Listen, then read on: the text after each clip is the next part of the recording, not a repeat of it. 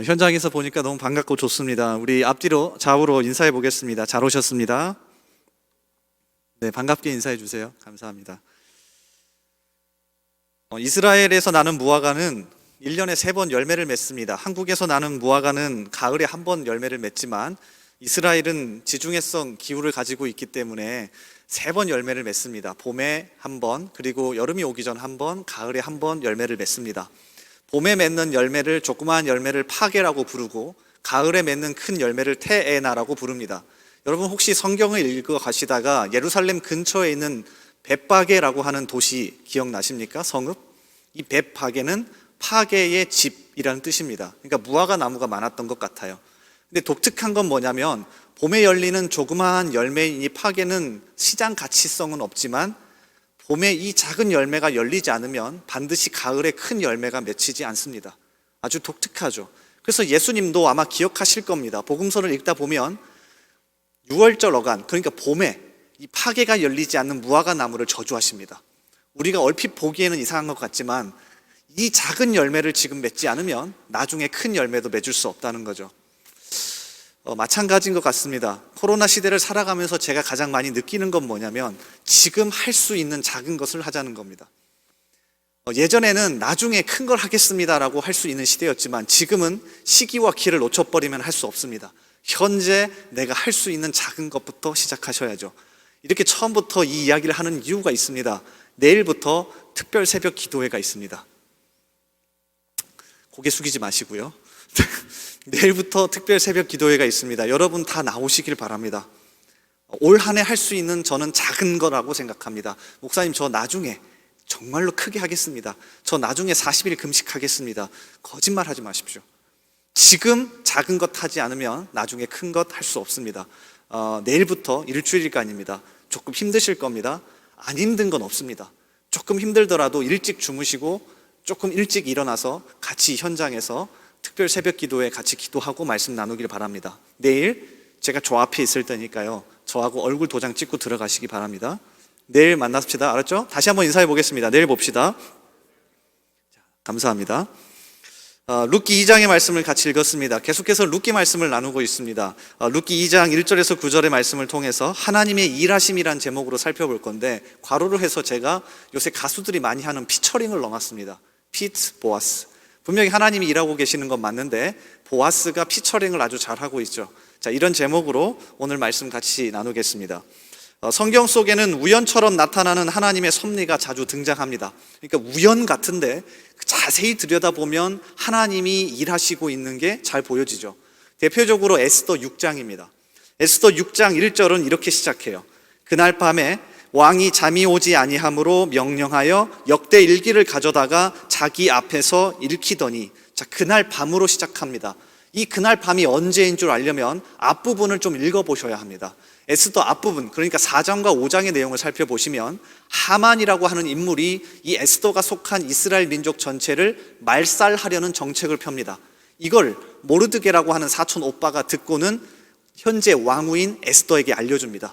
그리고 에스더에게 어떻게든 우리 민족을 살리기 위해서 하만의 계략을 말려달라고 부탁을 하죠. 에스더가 죽으면 죽으리다라고 하는 각오로 아하수에로 왕 앞에 나아가는 장면이 4장과 5장입니다. 당시 이 바벨론 법에 의하면 왕이 부르지 않았는데 나아가면 왕이 가지고 있는 통치를 상징하는 금규를 내밀지 않은 이상 누구든지 죽게 되어 있습니다. 그러니까 에스더가 그 상황에서 한 달 동안 자신의 왕을 보지 못했기 때문에 두려운 마음으로 죽으면 죽으리다 하고 나간 거죠. 그랬더니 왕이 오히려 에스더에게 너의 소원을 말하라고 이야기합니다. 너가 말하는 모든 것을 들어주겠다. 그러자 에스더가 바로 하만의 계략을 이야기하지 않고 잔치를 벌입니다. 왕이시여, 제가 하만과 당신을 초청해서 잔치를 벌겠습니다. 이 잔치를 통해서 제가 나중에 소원을 말할게요.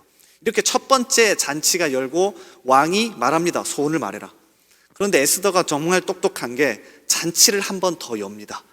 내일 한 번 더 잔치를 열 테니까 왕과 하만이 오셔서 이 잔치에 참여하십시오. 그러면 제가 이 잔치에서 제 소원을 이야기하겠습니다. 자, 6장 1절은 바로 이 첫 번째 잔치가 끝나고 그날 밤입니다. 자, 상황이 조금 이해가 가십니까?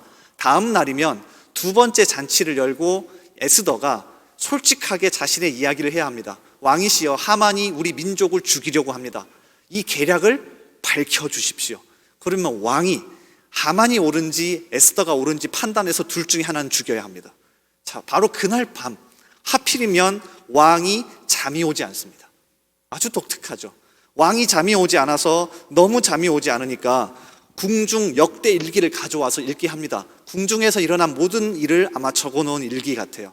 자, 이 일기를 읽는데 하필이면 그 다음 절 6장 2절을 보실까요? 왕이 바로 이 부분을 읽습니다. 그 속에 기록하기를 문을 지키던 왕의 두 넷이 빅다나와 데레스가 아하수에로 왕을 암살하려는 음모를 모르드게가 고발하였다 하는지라.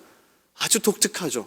하필이면 잠이 오지 않아서 다음 날이면 에스더와 이 모르드게가 더 옳은지 아니면 하만이 더 옳은지 판단해야 하는데, 왕이 하필이면 그날 밤에 읽은 부분은 모르드게가 자신을 구해준 부분입니다. 그래서 왕이 묻습니다. 혹시 그때 모르드게에게 내가 무슨 상을 주었니? 근데 상도 주지 않았습니다. 이 사건은 굉장히 중요한데요, 에스더 2장 21절 이하에 보면 이 모르드게가 왕을 구한 사건이 정확하게 기록되어 있습니다. 모르드게가 되걸 문에 앉았을 때에 문을 지키던 왕의 넷이 빅단과 데레스 두 사람이 원한을 품고 아하수에로 왕을 암살하려는 음모를 꾸미는 것을 모르드게가 알고 왕후 에스더에게 알리니 모르드게의 이름으로 왕에게 아뢰니라. 조사하여 실증을 얻었으므로 두 사람을 나무에 달고 그 일을 왕 앞에서 궁중 일기에 기록하니라. 그런데 왕이 하필 그때 아무것도 해주지 않았습니다. 에스더 6장 3절에 보니 왕이 이르되 이 일에 대하여 무슨 존귀와 관작을 모르드게에게 베풀었느냐 하니 측근 신하들이 대답하되 아무것도 베풀지 아니하였나이다 하니라. 그러니까 왕이 마음이 미안해지는 상황이 발생했습니다. 아주 독특해요. 내일이면 에스더와 모르드게가 더 옳은지 하만이 더 옳은지를 판단해야 하는데 왕의 마음이 이미 모르드게에게 미안한 쪽으로 가버렸습니다. 자, 그래서요, 70인역이라고 하는 성경이 있습니다. 원래 구약 성경은 히브리어로 기록되어 있고 신약 성경은 헬라어로 기록되어 있습니다. 근데 시간이 지나면서 구약 히브리어, 자신의 말을 모르는 헬라어만 아는 유대인들이 발생하자 그 사람들을 위해서 구약 성경도 헬라어로 번역해서 출간하게 됩니다. 자, 이 성경이 70인역 성경인데 이 70인역 성경에 보면 자, 이 부분 에스더 6장 1절을 이렇게 번역해 놓았습니다. 제가 헬라어가 아니라 영어로 번역해서 다시 가져왔어요. 한번 띄워주실래요? 이렇게 돼 있습니다. But the Lord removed sleep from the king that night. 자, 이걸 번역하면 이렇습니다. 보여주실래요? 그러나 주님께서 그날 밤 왕의 잠을 달아나게 하셨다. 물론 유대 랍비들이 번역한 거기 때문에 자신들의 해석을 집어넣어 놓은 것도 있지만 대다수의 성경 주석가들이 에스더 6장 1절을 해석하면서 그냥 왕이 잠이 안 온 게 아니고 또 그냥 하필이면 일기를 읽었더니 모르드게가 구한 부분이 아니었다라는 겁니다. 자, 누가 역사하고 계신 겁니까? 하나님이요. 에스더 성경을 제가 선택한 이유가 있습니다. 룻기와 에스더는 닮아 있는 점이 몇 가지 있는데 첫 번째는 둘 다 주인공이 여자입니다. 자, 그리고 또 다른 특징은 룻기도 그렇고 이 에스더도 그렇고요, 하나님이 전면에 나서지 않아 있습니다. 에스더 1장부터 읽어보십시오. 하나님이 주인공이 아닙니다. 다른 사람들의 이야기로 가득합니다. 룻기도 마찬가지입니다. 룻, 나오미, 보아스, 여러 사람들이 주인공으로 등장하죠.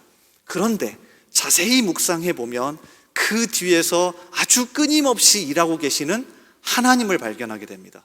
오늘 이 부분을 한번 같이 나누고 싶습니다. 원용일이라고 하는 목사님이 계십니다. 직장사역연구소 소장이신데 이분이 이 룻기를 가지고 최근에 책 한 권을 쓰셨습니다. 제목이 이렇습니다. 우연히, 바로 그때 하나님의 인도하심. 자, 여기에서 오늘 이야기를 이렇게 소개해요. 우리 인생에는 이렇게 우연 같았지만 결국 돌아보면 하나님의 섭리와 경륜인 일이 많다. 성경에서도 하나님의 섭리를 찾을 수 있지만 대표적으로 룻기를 통해 확인할 수 있다. 특히 룻기에서는 일터에서 꽃피고 열매 맺은 일상의 기적과 축복을 보여준다. 모압 여인인 과부 룻은 시어머니와 함께 베들레헴으로 왔다. 시모를 부양하기 위해 보리 이삭을 주우러 밭으로 갔다. 그런데 우연히 가게 된 곳이 보아스의 밭이었고 마침 그때 보아스가 자기 밭에 와서 룻을 만나게 되었다. 룻은 그 보리밭에서 보아스와 만나 결국 결혼하게 되었고, 잃었던 집안의 땅을 회복하며 가업을 이어나갔다. 그 후손 중에 다윗 왕이 태어났고, 마침내 그 가게에서 예수 그리스도께서 탄생하게 되었다. 룻과 보아스의 만남은 우연이 아니다. 하나님의 일하심이자 인도하심이다. 이분이 쓴 이 책의 내용이 참 와닿았습니다. 그러면서 룻기 오늘 본문을 다시 읽으니까 하나님의 일하심이 가득합니다. 그런데 또 하나 발견할 수 있는 건 하나님만 혼자 일하시는 게 아니라 이걸 보고 깨달은 룻이 자기의 자리에서도 열심히 일하고 있었습니다. 여러분, 줄탁동시라는 사자성어 아시나요? 요새는 사자성어 잘 공부 안 하죠. 줄탁동시. 줄은 병아리가 껍질을 깨트리고 나오기 위해서 이 알 안에서 열심히 쪼아대는 행동을 줄이라고 합니다. 탁은 이 알 밖에서 어미닭이 우리 새끼가 알을 깨고 나오기를 바라면서 열심히 겉을 부리로 쪼아대는 행동을 탁이라고 합니다. 그런데 재밌는 건 줄과 탁이 동시에 일어난다는 거예요. 그래서 줄탁동시입니다. 하나님만 일하시는 것도 아닙니다. 우리만 일하는 것도 아닙니다. 룻기는 명확하게 하나님이 열심히 일하고 계시고, 이걸 바라보고 기대하는 사람은 자신의 자리에서 성실하고 묵묵하게 일하고 계신다는 것을 우리에게 보여줍니다. 자, 이 두 가지를 오늘 같이 살펴보면서 우리의 삶을 돌아보길 바랍니다. 나는 어떤지, 나는 정말 하나님의 일하심을 우연처럼 일어나는 일이지만 바라보고 깨닫고 있는 사람인지, 그래서 내 자리에서 나는 묵묵하고 열심히 성실하게 살아가는 사람인지, 자, 이 두 가지를 살펴보며 우리의 삶을 다시 한번 돌아보는 이 시간이 되길 바랍니다. 자, 일단 첫 번째로 살펴볼 건 오늘 룻기 2장에 너무나도 가득한 하나님의 일하심입니다. 자, 일단 3절에 보면 이렇게 되어 있죠. 룻이 가서 베는 자를 따라 밭에서 이삭을 줍는데 어떻게 해요? 우연히 엘리멜렉의 친족 보아스에게 속한 밭에 이르렀더라. 성경은 우연이라고 표현합니다. 룻이 먹을 게 없어서 자기의 시어머니 나오미와 자기를 살리기 위해서 이삭을 줍기 위해 가는데 하필이면 우연스럽게 엘리멜렉, 자기의 시아버지이죠. 그러니까 기업 물을 자였던 친족 보아스가 속한 밭에 이르는 겁니다. 자, 이어지는 4절도 마찬가지입니다. 이렇게 시작하죠. 마침 보아스가 베들레헴에서부터 와서 베는 자들에게 이르되 여호와께서 너희와 함께 하시기를 원하노라 하니 그들이 대답하되 여호와께서 당신에게 복 주시기를 원하나이다 하니라. 3절과 4절을 두 단어로 연결시켜 놓았습니다. 우연히, 마침. 그냥 운 좋다고 생각하시겠습니까? 성경은 그냥 기록된 게 하나도 없습니다. 분명 룻기를 기록한 저자가 3절과 4절에 이 두 단어를 연결시키면서 우리에게 보여주고 싶은 게 있는 겁니다. 자, 거기다가 룻이 보아스의 밭에 가는 과정을 표현하는 이 단어는 수동태입니다. 카라라고 하는 단어인데 마주치다, 들이닥치다라는 뜻이에요. 무슨 말이냐면 룻은 그냥 가고 있었는데 자기도 모르게 보아스의 밭에 갈 수밖에 없었다라는 것을 수동적으로 표현합니다. 그러니까 뒤에서 누군가가 강력하게 룻을 이끌어가고 있는 모습이 바로 3절, 4절입니다. 그러니까 하나님이 열심히 주권적으로 일하고 계심을 룻기 2장을 보여주죠. 룻기를 읽어가시면서 여러분도 여러분의 삶 가운데서 이러한 모습을 발견하실 수 있었으면 좋겠습니다. 룻의 이야기는 특별한 사람의 이야기가 아닙니다. 룻은 여러분이 되실 수도 있습니다. 자, 이걸 보여주고 싶은 겁니다. 일상 속에서 여러분 보리 추수하는 시절에 이삭을 주우러 가는 여인들, 남자 사람들은 엄청나게 많습니다. 그 중에서 한 사람, 아주 평범한 일상 중에 한 사람, 근데 그 가운데 하나님이 주권적으로 일하고 계신다는 겁니다. 이걸 여러분이 주중에 발견하셔야 합니다. 계속해서 삶을 살아가면서 발견하셔야 합니다. 여러분이 교회 와서 주일날 여기 있는 것만 하나님이 일하시는 겁니까? 그렇지 않습니다. 그러면 여러분 일주일 중에 나머지 6일을 다 버려버리는 거죠. 그러니까 나머지 6일 여러분이 주일에 와서 같이 예배하고 모임하고 돌아가셔서 6일 동안 룻이 발견했던 우연히 마침 이걸 발견하셔야 합니다. 이걸 볼 수 있는 눈을 달라고 하셔야 합니다. 그러면 삶이 달리 보이기 시작할 겁니다. 제가 어제 목자 모임을 하면서 목자들에게 그런 얘기했습니다. 왜 하필이면 이 친구는 내 목원일까? 왜 하필이면 이 친구는 내 목장으로 들어왔을까라는 생각을 버리라고 했습니다. 우연히 마침 그 친구가 간 겁니다. 하나님이 그렇게 인도하신 겁니다. 자, 이런 상황들을 여러분이 삶 속에서 계속 발견해 나가셔야 돼요. 자, 그래야 하나님이 내 삶 속에 일하고 계신다는 생각으로 나도 움직일 수 있죠. 자, 계속해서 살펴보겠습니다. 4절에서 끝나지 않고요. 보아스가 룻을 가만히 지켜보더니 자기의 사환들에게 룻에 대해서 묻고 이 룻에게 두 가지의 제안을 합니다. 정확하게는 두 가지 혜택을 제시해요. 자, 이 두 가지 혜택을 잘 살펴보면 보아스가 주는 것 같은데 사실 그 뒤에서 하나님이 다 주고 계십니다. 그래서 오늘 말씀의 제목이 피처링 보아스입니다. 보아스는 노래를 부르고 있긴 한데 사실 그 뒤에서 작품을 작곡하고 작사하고 만들어가는 건 하나님이셨습니다. 한번 살펴보겠습니다. 보아스가 룻에게 두 가지를 제시합니다. 첫 번째는 8절인데 우리 8절 한번 같이 읽어보겠습니다. 8절 띄워주실래요? 자, 같이 읽습니다. 시작.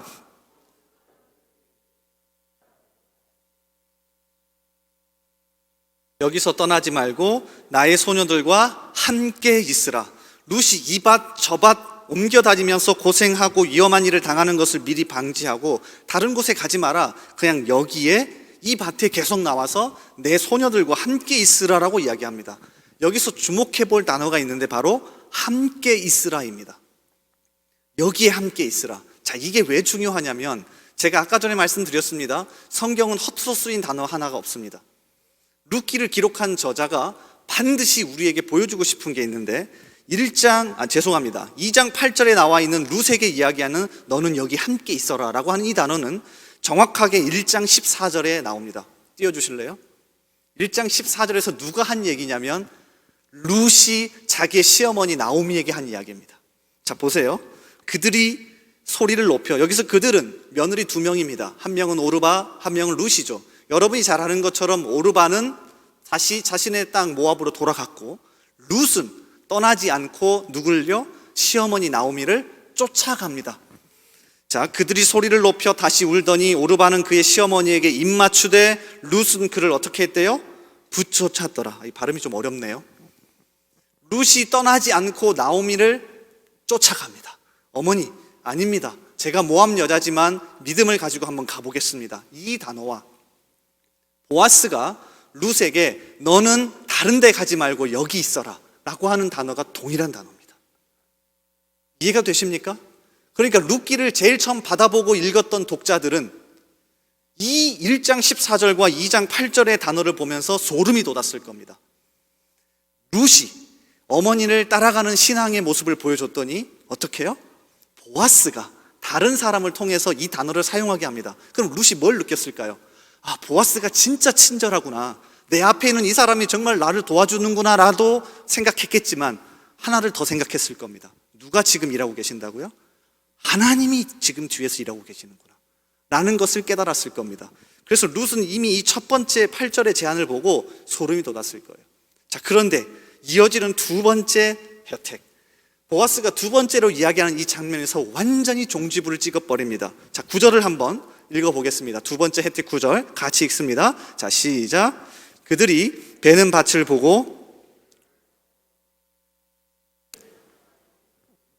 말라 하였느니라. 목이 마르거든 그릇에 가서 소년들이 길어온 것을 마실지니라 하는지라. 자, 보아스가 룻에게 이러한 혜택 한 가지를 더 주죠. 너를 건드리지 말라 하였다. 당시 이 룻이 살던 사사시대 말기는요, 과부가, 그것도 여인이 혼자 살기에는 쉽지가 않은 시절입니다. 여러분 집에 돌아가셔서 사사기 19장을 읽어보면 충분히 아실 수 있을 겁니다. 사사기 19장과 룻기가 1장, 이 시대는 같은 시대인데 레위인의 첩 이야기를 보더라도 얼마나 험악한 곳인지 알 수 있습니다. 그런데 보아스가 먼저 제시하는 겁니다. 소년들에게 너를 건드리지 말라고 하겠다. 너 건드리면 나 건드린 거와 똑같다. 내가 너 절대 못 건드리게 할 거야. 그리고 너무나도 귀한 물, 구하기 힘든 물도 내가 너에게 줄게 라고 이야기합니다. 이 두 상황을 살펴보면 룻이 떠오를 수밖에 없는 한 장면이 있습니다. 바로 창세기입니다.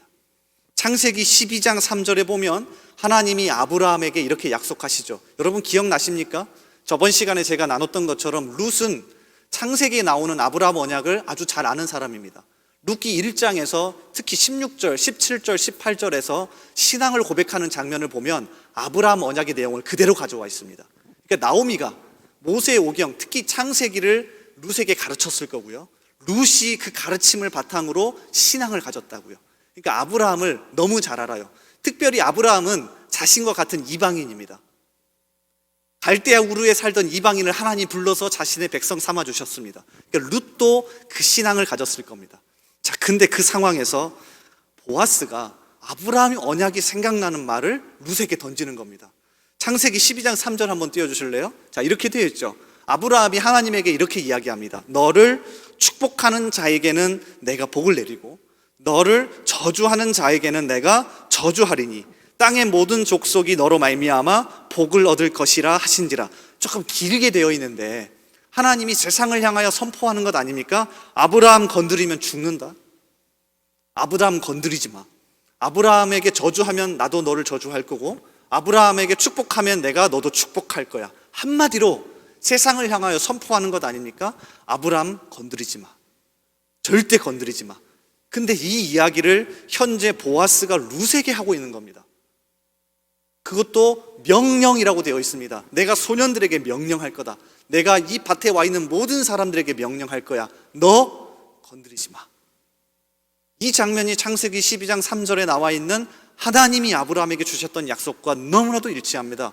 그러니까 룻은 이 이야기를 들으면서 여러분 많이 표현하지 않습니까? 소름. 정말로 소름이 돋았을 겁니다.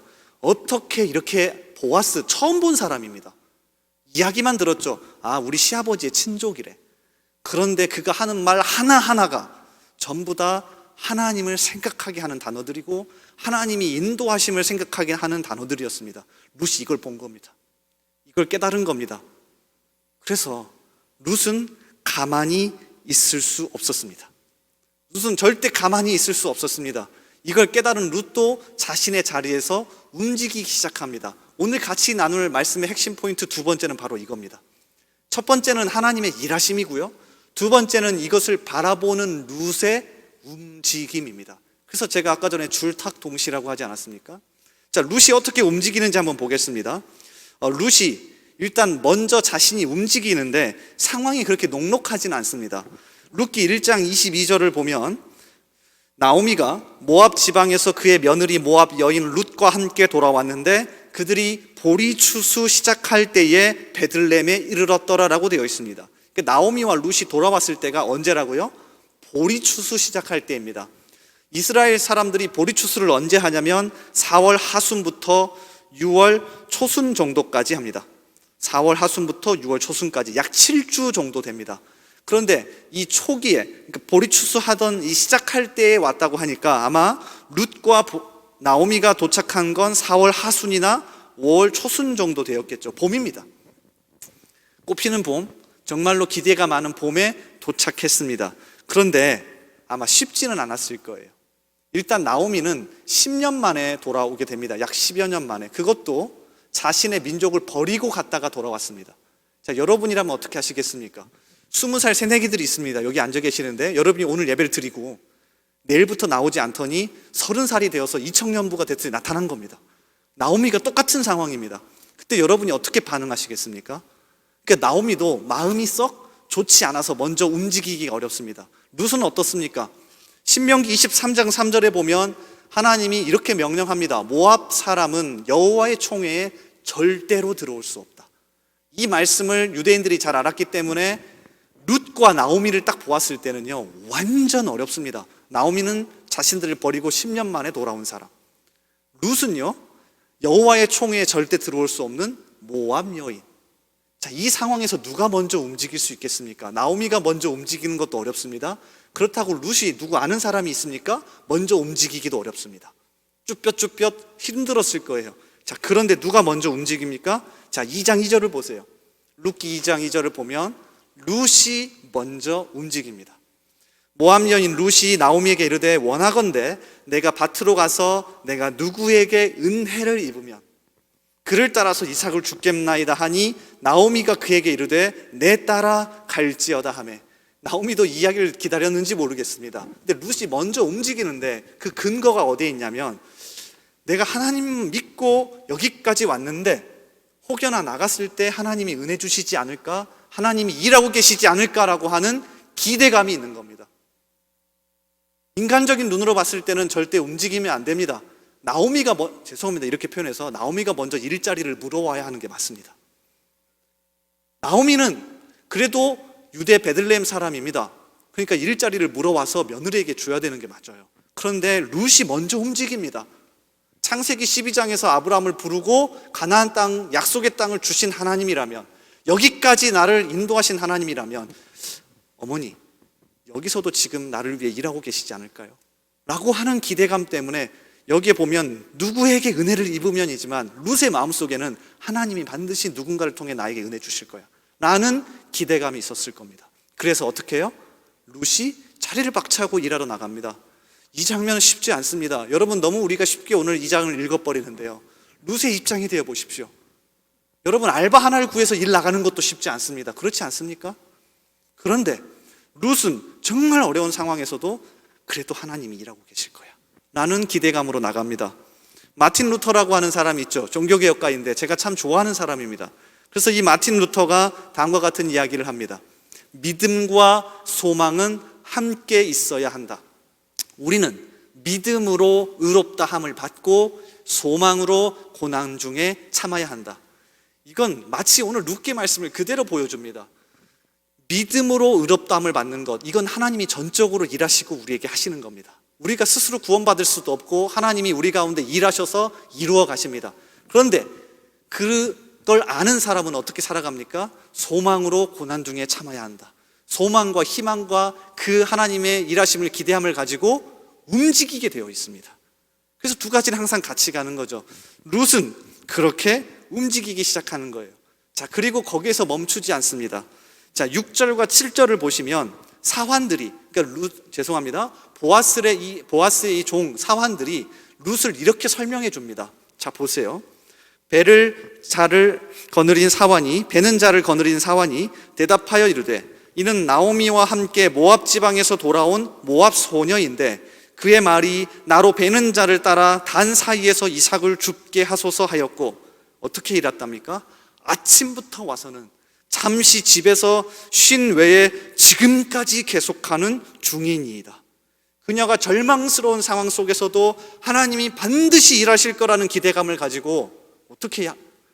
성실하고 묵묵하고 정말로 열정을 다해서 자기의 자리에서 일하고 있습니다. 이게 중요한 겁니다.